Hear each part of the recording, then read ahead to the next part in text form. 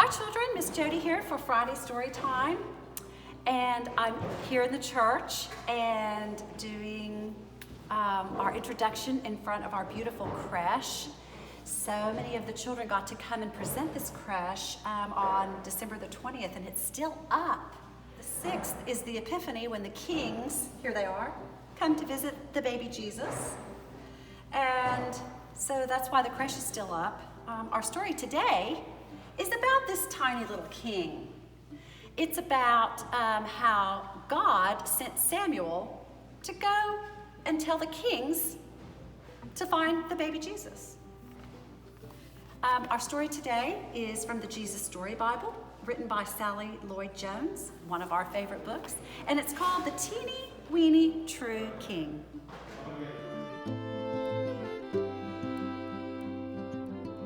God's people had a new land. Now they wanted a king. But God is your king, Samuel told them. He is the one who looks after you best. We want a real king, they said, one we can see. God knew that a king might not be kind to his people or look after them as well as he would. But God's people didn't care. They wanted a king, and they wanted him now. So God gave them a king. He was called Saul, and he seemed like a good king at first. But he became proud and stopped listening to God, and he didn't obey God or love God with his whole heart. Saul can't help me with my plan, God said. I need a king who loves me and will teach my people to love me. I need a true king. God had just the one in mind. Go to Bethlehem, God told Samuel. You will find a new king there. Samuel's job was to listen to God and tell people what God said. So Samuel went to the little town of Bethlehem, and God told Samuel to go to Jesse's house. God was going to choose one of Jesse's sons to be the new king. Jesse had 7 strong sons. Now, in those days, if you were going to be the king, you didn't have to be the richest or the cleverest, although that was always nice.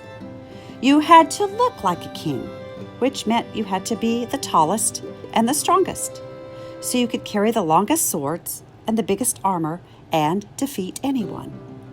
And it didn't hurt to be handsome either. Samuel asked Jesse to bring him each son in turn. So Jesse brought the oldest, tallest, strongest son. This must be the new king, Samuel thought. He looks like a king. God didn't choose him. You're thinking about what he looks like on the outside, God told Samuel. But I'm looking at his heart and what it's like on the inside. So Jesse showed Samuel his next oldest, tallest, strongest son. But God didn't choose him either. In fact, God didn't choose any of the 7 sons. Samuel said, "Is that all?" Jesse laughed. "Oh, well, there's the youngest one, but he's just a weakling of the family, and he's only teeny." "Bring him," said Samuel. Jesse's youngest son came running up, and God spoke quietly to Samuel. "This is the one." His name was David. "He has a heart like mine," God said. "It's full of love.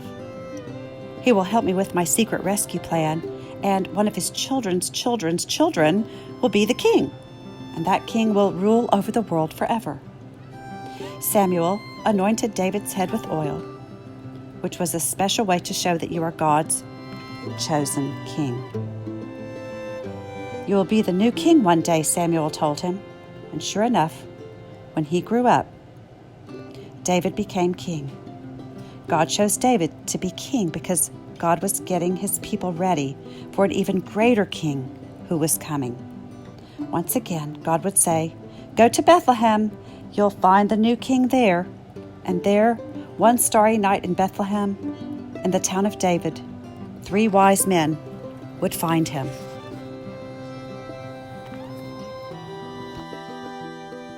That was a great story.